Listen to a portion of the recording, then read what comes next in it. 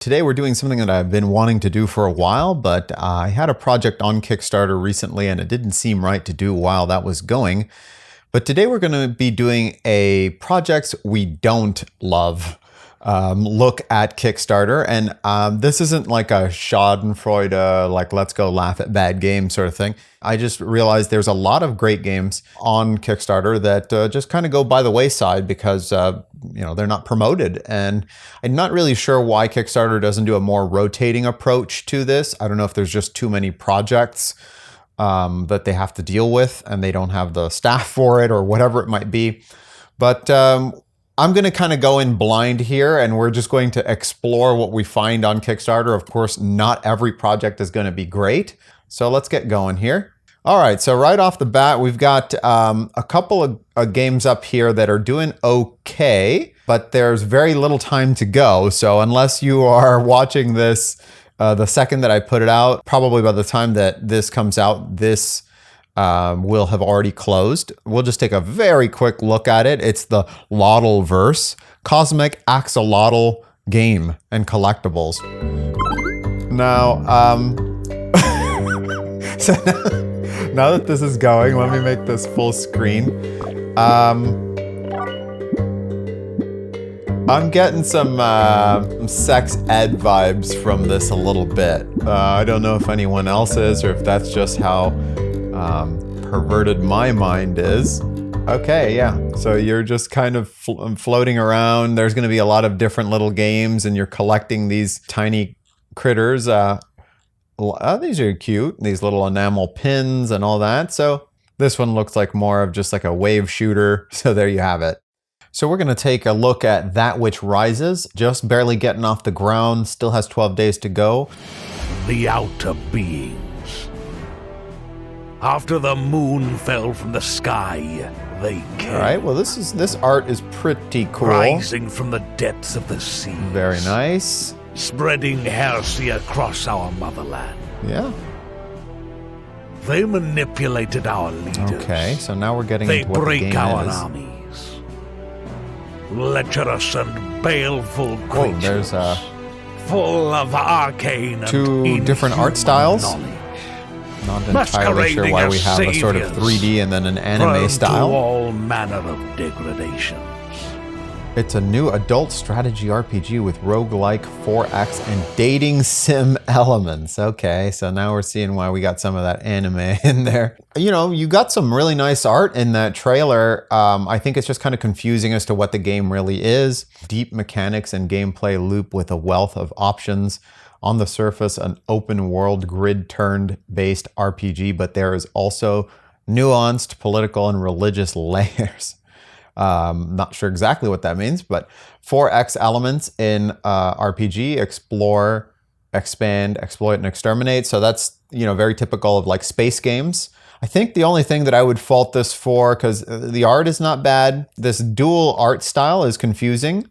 I just don't know why we all of a sudden go anime where everything else seems very much, almost like three-dimensional, very elaborate art. So I would just say that this game just maybe was a little too confusing or wasn't very clear what it was doing. But next we're going to look at this. So it's called Acras. So it has a nice colorful little style here. All right, so right off the bat we're hit by a lot of images there of what the game might hold to a very Zelda-like. So it looks like the map, the way you move around is very Zelda-like, and then you have a tactical squad building RPG. So it looks like you're guiding it around with your mouse. I think that's what it looks like. All right, so here's the problem that tends to happen. I mean, a lot of the art here is working pretty well. You've got a nice style. It's cutesy. It's got the sort of pixely, maybe 16-bit-ish kind of look that I think is very popular in other games. You got the waifu, but the problem is actually that a lot of developers, and I know I've fallen into this, maybe they just kind of try to add something to the game that they've always wanted to do, like they've always had this idea, but then it doesn't actually come across to the viewer. So after seeing just the actual trailer, I'm not entirely sure what I just saw. I don't know. So framing up here. We'll scroll down there. So yeah, the thing is, like, I saw some things that look cool, but I didn't know exactly what it was. So I can come down to the key features, and I can see that we got squad customization, Oregon Trail overworld system. That's interesting. I didn't catch that from the trailer. Story filled with multiple choice paths. So you have branching paths, farm and pet system, mod support for PC only. Yeah, I mean, there's just like a lot of stuff going on there. And oftentimes, unfortunately, the way that it works is it's better if you can just give people there is actually a project going right now. It's a 1-bit. So just black and white, 1-bit Zelda. I'm not trying to figure out, am I going to like this or not? I immediately know what it is. Now, a really successful game does the extra thing, and you can say that in that game, and let's see if I can find that game here.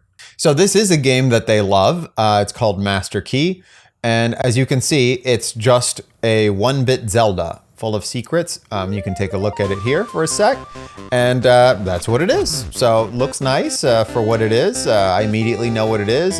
Just like with Tunic, it's also a fox-like character, and there you are. You're looking around for treasures. You're hook-shotting across obstacles and fighting blobs. What else do you want, right? So that is their kimchi hot dog that I always like to say. It's like the kimchi is the 2-bit.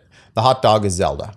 It's like we all know what Zelda is. It's like basically video game junk food, right? At this point, it's just like saying a platformer, Metroidvania, bullet hell, shmup, whatever. These are just established things that people love. And then you add a little sprinkle of something new.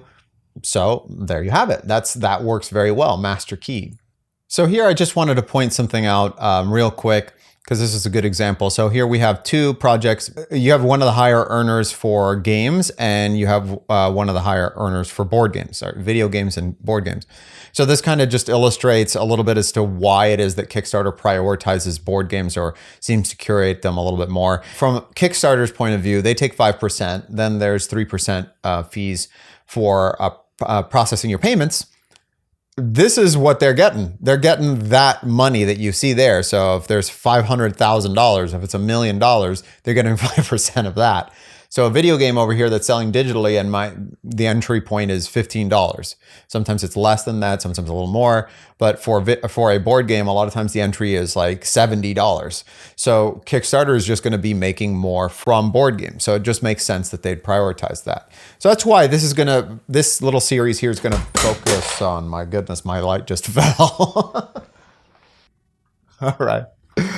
Okay, so yeah, the lighting change, in case I edit this, is because my light just fell. So what I was saying is that I'm going to be covering video games simply because that's what I know. I like board games and all, but video games need all the help they can get to be promoted on Kickstarter, particularly ones that don't get the project we love. So that's what this is all about. Let's press on. Next, we're looking at Panzer, and Panzer is one of these games where you can see straight away this is doing quite well. It's not a project that we love, but it is already got over 10K with, I think it just launched a day ago. We'll take a look at this. It launches straight into some good old-fashioned NES level quality graphics here. So this is actually kind of an underserved market. Arguably because maybe the art style is not as pretty, of course, and with modern graphics and processing being what they are, you can choose not to use these graphics. But this is just like very, very much nostalgic for NES players, which admitted, there's a little Mega Man looking interface and some Castlevania / Super Ghouls and Ghosts vibes. But nice to see that people are still catering to it. Looks like you were fighting a guy in a wheelchair. Whoa, was that some booty shake? What that? What the dog doing? Is that what it? I don't know what's happening there, so we'll leave it at that. All right, so The Adventures of Panzer 2. A new game for a very old system. Are they actually going to print cartridges? A gold cartridge? I got my gold cartridge back there. I don't know if you can make it out. Maybe I'll zoom in here. There it is. So that's why they're doing so well. With 127 backers is not bad for just starting. That's really good. But they've got a pretty high amount per backer there. So that must be because they are actually probably giving away these things, or not giving them away, but selling them. Let's look. Yes, physical NES game cartridge gold. That's pretty excellent. Kudos. Hilarious, story-driven action platformer game for your NES console. I might have to check this out myself. All right, here we've got another game here. We're going to check out. It's called Corpse Keeper. Well, there's only 9 hours to go, so I'll just take a very quick look at this. Looks like a fighting game. So here we go. It's got a nice render here. It's a sort of semi-cell shaded. Makes everything look something like a cross between gritty and real and cartoony at the same time. I'm digging it. There it is. Nice lighting effects.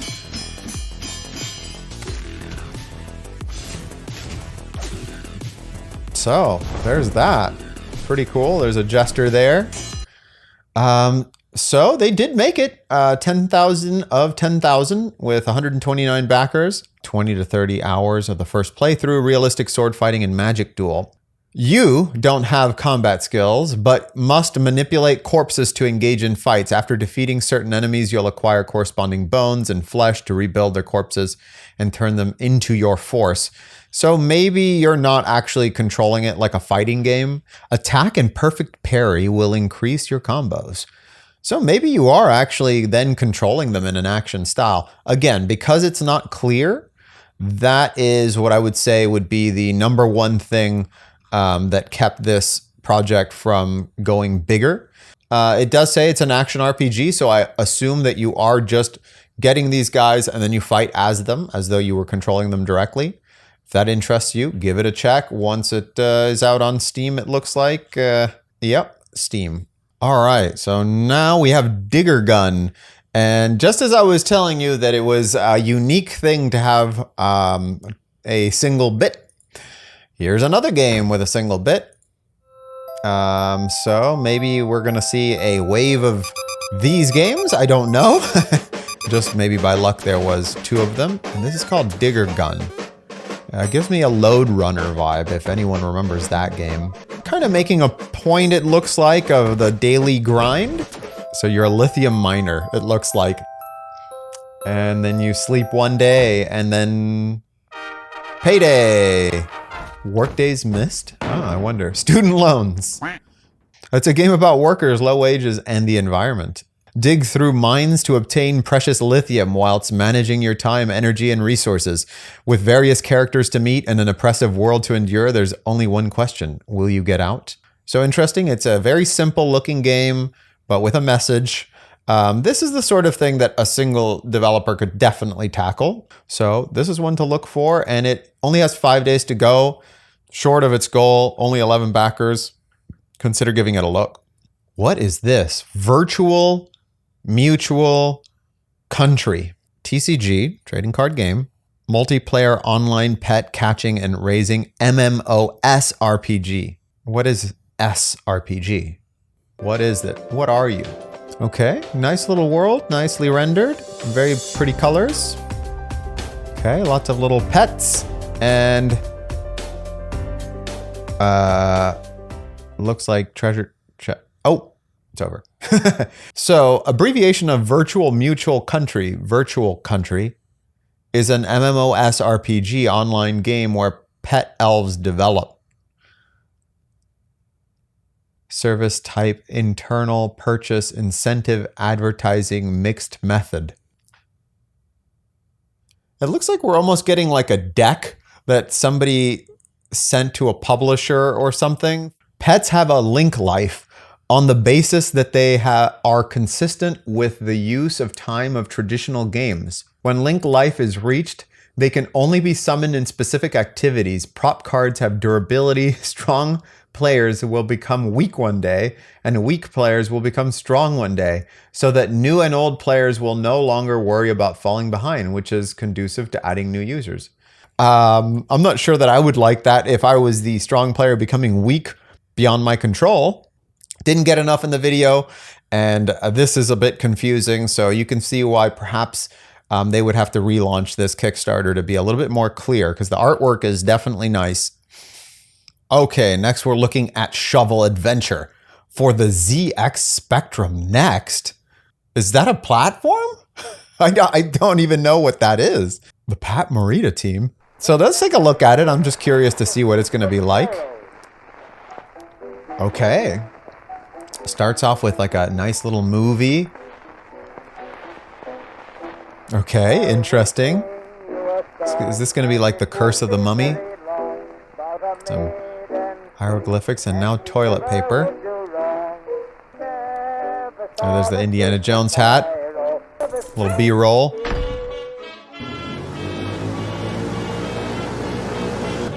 Okay, we got a funny little sting of music, and now we're going to Egypt. And there it is. Oh, it's a Sinclair Spectrum Next. Okay, now I'm a little bit more familiar with it. Okay, reason I didn't hear about it is I'm American. Oh God.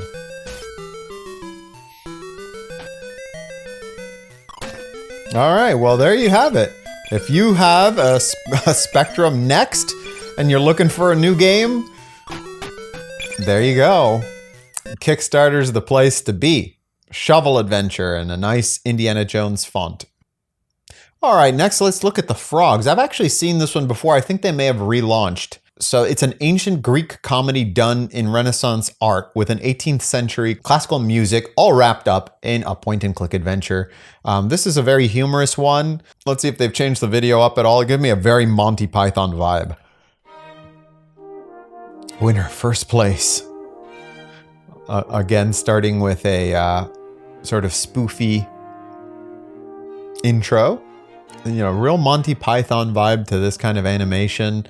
Took, I guess, you know, what is certainly got to be public domain now. I don't think that anyone owns these paintings. Maybe someone owns the NFT to one of these paintings now. But took it and turned it into something very interesting. So good on them. That's very resourceful.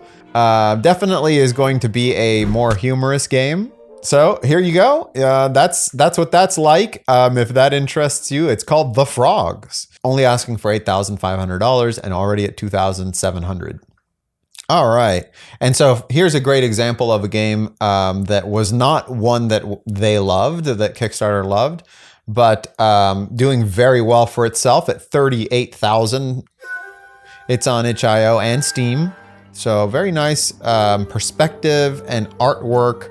The way that they're rendering this, the shader, the lighting, the volumetrics, all very pretty.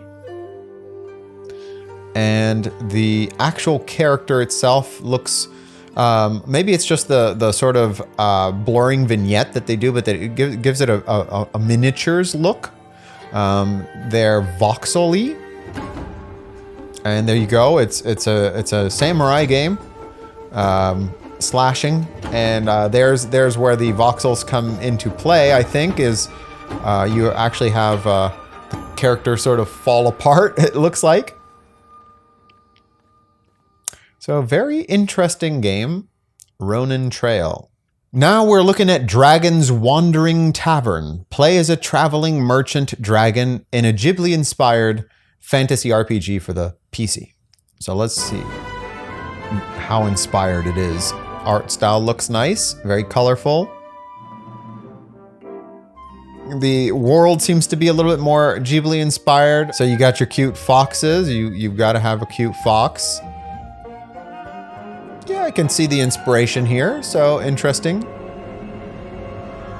That was very cool. I like that. So it is asking, unfortunately, for $70K. That is a lot to ask for on Kickstarter nowadays.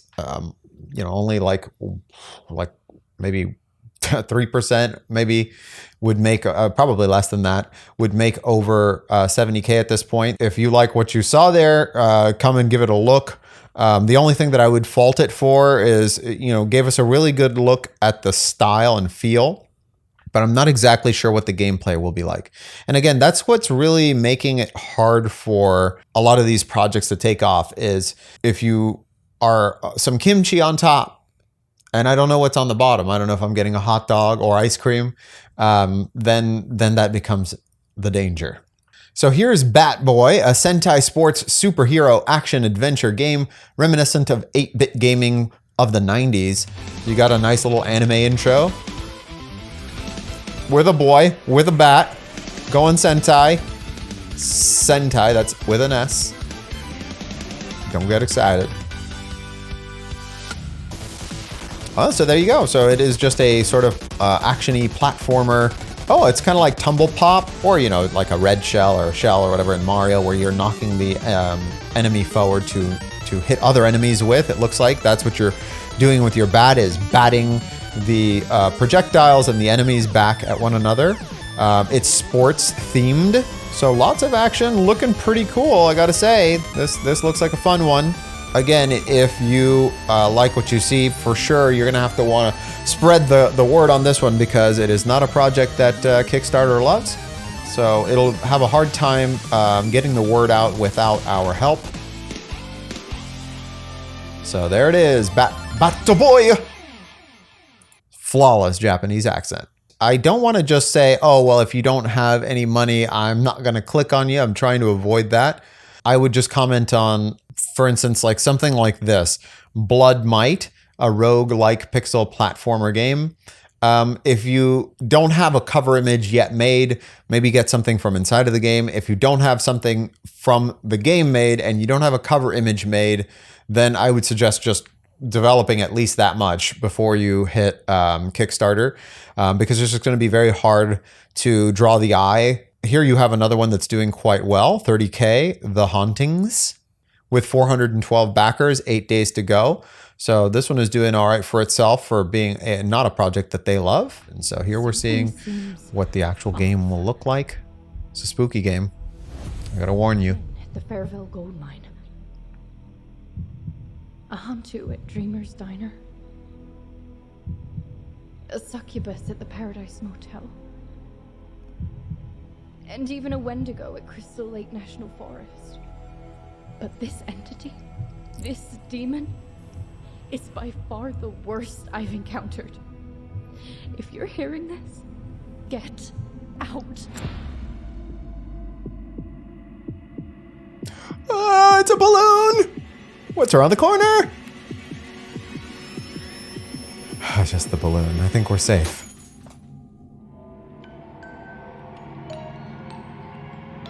The balloon! It's back. Ah! That was a little telegraphed, but there you have it. It's an Unreal, and the graphics look great. And good on them. That's fine. You got all kinds of stuff like a crucifix and things. You're going to be basically an exorcist. They do have a VR stretch goal. So imagine that balloon popping right in your face. Player possession. And so you can be classes here, priests, psychics, technicians, demonologists, reporter civilians. That's increased difficulty. Voice recognition. The game uses a diction-based voice recognition system to allow the player to interact with the AI via several different pieces of equipment. The entity will be listening at all times and will respond to predetermined phrases as well. However, there will be in-game action wheel to access the spoken phrases. That's interesting. This is an interesting little game. Definitely rendered very nicely in the Unreal Engine 5. All right, so let's look at Cloudsea, Chapter 1. Looks like maybe we'll have a relaunch with this one. It's a pretty sort of globe that we're looking at here. It seems to be a custom map. Nicely rendered. Discover fragments of the past. There's a guy with a big face. Live with family. All right. Can do that. I've been known to do that. More long faces. Learn to defend them. Whoa, whoa. Comes at you pretty quick there. Watch out. Explore a disappearing world. Okay, interesting. Listen to its stories. Oh, I like the pixelized sort of background back there. Is pretty nice. So this is a very neat background. And I don't know where they are. Oh! I think she was jumping. There you go. Oh no. So things didn't go that well, it seems, in the first chapter of the Cloudsea. So it's a very story-driven game. It seems it's a linear journey with a rich and majestic slice of this new world. This is not a AAA experience with endless busy work and padding. This is a curated experience, a fireside story, a rising, falling heartbeat. It is also short. I'm aiming for a half an hour episode, a single chapter, which will become a TV style series. Building a slower game, a shorter game. So it's an interesting approach, definitely cutting against the grain here. I just don't know how much people would want that. I can see slower game and I can see shorter game, but a slower, shorter game is a little bit of a strange mix, because I think what he means to say is it's a deep, rich, but short experience. No running into hordes of enemies for no discernible reason. No duplicate characters or sprites. The fights are few, but have furious purpose. So train well. Okay, well, I like the approach, but I think maybe just not describing it this way. Slower and shorter game. That mixture is odd. All right, so here's another game that's doing pretty good for itself. Rusty Seas, a game about furry girls fighting over junk on the beach. Dare I click? Here we go. Rusty Seas. So, there you go. Furry girls fighting for junk on the beach. It has $16,000 so far. It's they bend over to pick up trash and everything. All right, so 112 backers, $16,875. There's some very enthusiastic people. With 10 days left to go, they need to hit 25,000. I get the feeling somebody's going to pull out some cash here to make sure Rusty Seas is a thing. The demo is available on itch.io, so woo! There you go. If this is your thing, Rusty Seas. All right, we're going deep on this one. Let's go deep. What is this? More Than Human, a Resident Evil inspired title. It's just Mila Jovovich. More Than Human, a Resident Evil inspired title, is an open world MMORPG, survival style, third person shooter that not only allows the player to completely customize their character, but also involves a completely customizable build system for erecting and maintaining a player's stronghold. All right, well, there it is. Character customization example. The Brute class. It's just a picture. All right, well, there you have it. It's Mila and the gang. The whole gang's here. What, is that Wesker? I think that's Wesker. An independent game designer who utilizes the power of Fiverr.com to accomplish certain game design tasks. Now, there's nothing wrong with dipping into Fiverr every once in a while, but if you're putting that as the tagline beneath your title, consider putting that in a different place, or not at all, because I don't think Fiverr.com is a selling point for the player, at least. That might be putting it mildly. What did I just click on? I clicked on Oh My Tiara, a Yuri romantic visual novel with an 18+ twist. All right, well, if that's something that interests you, there it is. You got to check that out on your own. This is a family-friendly channel. Thank you very much. So yeah, there are plenty of NSFW games in here. I didn't know Kickstarter got down this way. You got Erotic Made RPG, Made in Heaven. Oh. And a lot of visual novels with a lot of waifus and husbandus. All right, and here we have Twilight's Final Judgment, a noir turn-based RPG involving detectives and Greek gods in 1949 New York City. It's only got a $7,000 goal, so it's a very low goal here. 15 days to go, but only 19 backers so far. Let's take a look at it. So when I talk about the kimchi hot dog, this is just sort of like a kimchi papusa or something, something still that's two strange things put together. That's not always a bad thing. So you got bad and good meter up there. You've got a town rendered in semi-pixel graphics. Kind of gives me a sort of like late Game Boy sort of vibe. Starring. Okay, so then we have more anime-like style or comic book style art. But in-game, they're like pixels. Concrete Cowboy, a gunslinger sleuth with a free spirit. Audrey May, the Harlem Bruiser, a girl with a bat and a temper. Well. P. Sugar, the ear to the underworld, a man who knows all, including a good time. Now let's dance. So you got, looks like a turn-based RPG. Whoa. With, what was that, like a scythe or something that he was drawing? So this is a very unique game. I mean, you can see that the artwork that you saw there will be coming up whenever you're talking, but inside the game, you see it rendered in a very pixel graphic sort of way. The gameplay is a sort of tactical RPG with this overworld that looks more like a town. It kind of gives me almost like a Bob's Game vibe. I don't know why, but just an old-timey RPG, like an RPG, from an RPG maker or something like that. So it looks like there's a demo out. So there's another one to look for at Kickstarter for the next 15 days and demo on Steam. So let's take a look at this, and this might be our last one. Rayless Blade. Starts off with a cool shot of the moon looking up, like if we're lying on our backs. Oh, there we are, lying on our backs in a forest, perhaps. Welcome back to the world of the living. Are you ready to try again? What is this, roguelike? Oh, nice, okay. Very nice colors, nice animation, pixel graphics. Very nice art.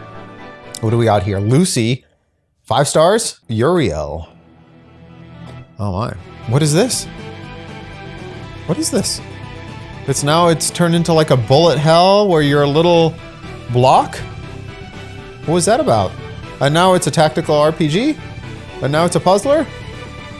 Wow. Well, I'm not sure what exactly this game is. So, but it is very pretty. 16 days to go, 162 backers, 14,000 out of 15,000. So it looks like it will meet its goal. Engage in dynamic and turn-based combat with the team you've assembled to defeat multiple enemies at the same time. On your turn, you choose among several actions, as we were just looking at, but then strategies everything. Position your allies on a 3x3 grid carefully.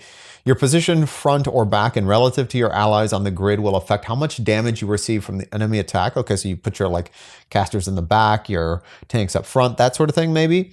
Will you place your damage dealers on the front line and mitigate damage by using magic buffs on them, or perhaps position a few tanks on the front line? Okay, so if you want to go fully offensive, you bring your offensive guys to the front. On your enemy's turn, with dynamic combat inspired by Undertale. Okay. Where your survival depends upon your ability to dodge attacks thrown by your opponent. So that it's like a mini game, that sort of bullet hell, like moving around that little thing there. It's a mini game that allows you to dodge the attack of the enemy if you succeed in this little mini game. So that's what we were looking at there. Makes sense now. And there you go. So that is one to look at for sure if that interests you. There's going to be plenty of time, and it looks like this will meet its goal. Let's see, we got Singularity Dungeon. I've just clicked on it. Know nothing about it. We got 6 days to go, 420. Blaze it. Goal, dollars.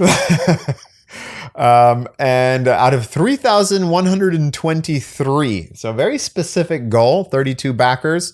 I don't know if it'll meet its goal this time, but let's see what we got here. There is a demo on Steam. Okay, so you customize your character and then...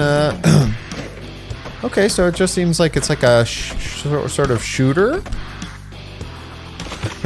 Very intense music. Alright, so it's just like a little action-y, shootery, but you know, you can do a melee character there. Just sort of probably dungeon crawler, it looks like. Yeah. Alright, so let's see. What is the novelty it brings to the table here? I mean, it doesn't look poorly made. It's okay, they're equipping some stuff. What is this? Where's the Singularity? The problem here is we didn't see the kimchi. I see it's all hot dog with this one. Because, you know, it's a little shmup. It looks to be working. There's a lot of games that are somewhat similar to this that have been quite successful. So much loot.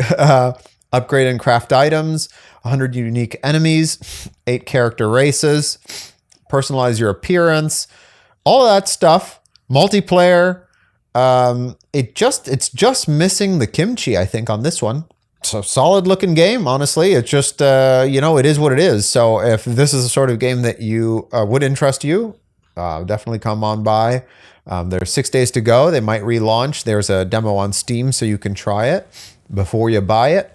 But it's just hard to stand out when there are like 9,000 something games yearly on Steam and like 17,000 games here on Kickstarter.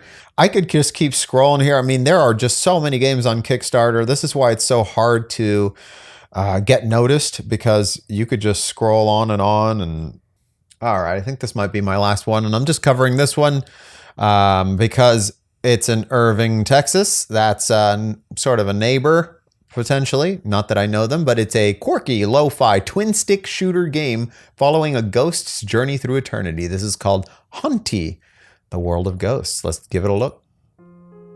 Ooh, very nice. I like this. Oh, nice. Very interesting art style. It's not quite black and white. It's like a black and deep purple. Oh, and now we got the sepia tones coming in. Very pretty game.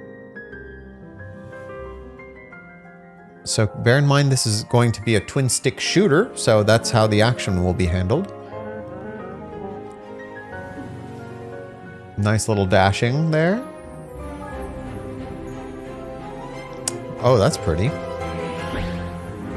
So it looks like the ghost went into that sort of statue and haunted it for a little bit, and moved it, possessed it.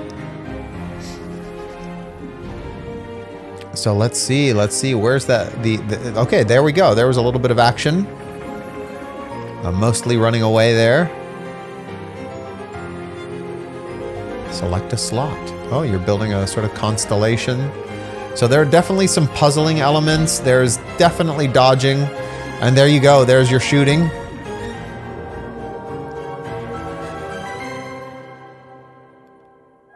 Very nice. Hauntii. Right stick. Yep, I've made a twin stick shooter before, and this one looks very pretty. I very much like the unique art style. Than a lot of twin sticks tend to be. However, all right, so this game, criminally, I'm calling everyone out here, is at $9,800. Yes, the goal is $45,000. It's a bit high. I mean, this game looks beautiful, so I don't think that it should be a problem. But in the current economy, let's just leave it at that. I can understand 45,000 is hard goal to reach. But 292 backers. We got to get this some publicity. I wish I could do more because this one looks great. All I can do is make this video and say, guys, if you like the way that this looks, go and check it out. I will try to put this video out in time to make sure that at least we can send a few more backers their way. They'll probably have to relaunch. But, you know, that has happened with multiple projects that have ended up being successful. I don't think that there is a Steam page, but it doesn't tout a demo. No, so there's no demo yet. And maybe that would be a good time to relaunch this Kickstarter. Because if the game plays as good as it looks, I don't think there will be any trouble whatsoever. Maybe possibly linking that up, if he can do this, with the next Steam Fest or something like that, so that a lot of people could try out the demo and hopefully hit that goal. So that, once again, is Hauntii. Please give it a look. For the very last game that we are looking for that was not a project that was loved is The Gods, Fabled, Soil Frontier. So life back into the land in an open world fantasy farming experience like no other in The Gods, Fabled, Soil Frontier. So I'd like to highlight this one because there is a farming game that is currently a project that they love, and it's like $100,000, and maybe you can compare the two and see why one is doing better than the other. You got your little chubby chickens running around and everything, defying all kinds of physics. What was that? A chunky cow? You got chunky cows. You got little anime gals and guys running around in the snow even. Very pretty game. The colors and the sort of rendering style that they did on the trees in particular is very interesting. The world is very pretty. Now on Kickstarter, and maybe it was just because we didn't quite see enough of what you get to do there. You got farming. Naturally, you're going to plant some seeds and things are going to grow. And I guess you also get to raise chickens and things. So crops aren't the only thing that need daily, tender, loving care on your farm. An array of species are available as livestock to adapt, breed, raise, and get items from. So there's a small anime gal patting the side of a bull. Little hearts come out. And then you got your cow and your chickens and your rainbow pigs. You got the rainbow mohawk pig at the rainbow camoo. Oh, it's a sorry, this is a cow. Exclusive rainbow camoo. Character customization. You can look like any kind of anime, mostly slim, mostly androgynous entity that you'd like to do. There you go. Okay, so it seems like there's optional combat. 675 backers at 24,000. 8 days to go, needing 33,000. So this one is one to back if you're into farming games. I'm personally not, but absolutely good on you if you are. Then come out and check The Gods, Fabled, Soil Frontier. Because it will need just a little bit more to get it to its goal. It's going to be a close one. And that will be it for me for tonight. So I will definitely be doing this more often, probably around every 20 to 30 days, since that's how long Kickstarter projects typically have to go. And we'll have a new batch of Kickstarter projects. So as you can see, that's the life of the indie dev. How many games and how many of them actually look pretty good that come out all the time. So, don't forget, video games do exist on Kickstarter, and if you want to support them, just make sure that you're looking at games that look like they have achievable goals. People tend to get very excited, and I've been guilty for doing this. I got people very excited for Pop-Up Dungeon. They thought they were going to have a game in 2 years. I was hoping that they'd be able to play the game in 2 years. It took 6 years, nearly 7. But we did finish it. We always intended to finish it, but that's the risk that you run on Kickstarter. So it's always good to look for games, possibly like this one here, where, hey, they're just going to promise you it's a farming game, and they've already got the assets in there. If there's a demo, always check out the demo. Make sure that the game is actually working and not riddled with bugs and everything. And let's try to see if we can bring back a little bit of the faith that people seem to have lost in, Kickstarter and Kickstarter video game projects in particular. Because I think that when we didn't know what Kickstarter really was, when we thought, hey, it's called Kickstarter, so it should just be like kickstarting my idea. I don't have any experience, but that's how it gets started, right? Is Kickstarter. Could theoretically work that way, but it's going to be a really rough start to get going that way with people already, hounding you to basically learn and deliver. So it's best to just go with projects that have some experience behind it, some work put into them already, a very clean idea that is just deliverable. That's what we tried to do with the most recent game that we did, Aces and Adventures. It's just a card game that uses poker cards for mana and to launch poker-powered attacks. So that's just something that we can definitely deliver. It's a smaller project than Pop-Up Dungeon, but we've almost got it done. We're focusing on just making it as fun and as smooth as possible. So look for games like those on Kickstarter, and you probably won't go wrong. So that's it for me for tonight. Please comment, like, and subscribe. If you want to hear or see any more of any specific game, just let me know. I'd be happy to go into more detail on one of these, or of course, just check them out yourself. Thanks, and have a good night, a good morning, or good day, whenever it is that you're watching this. But I'm off to bed. Adios.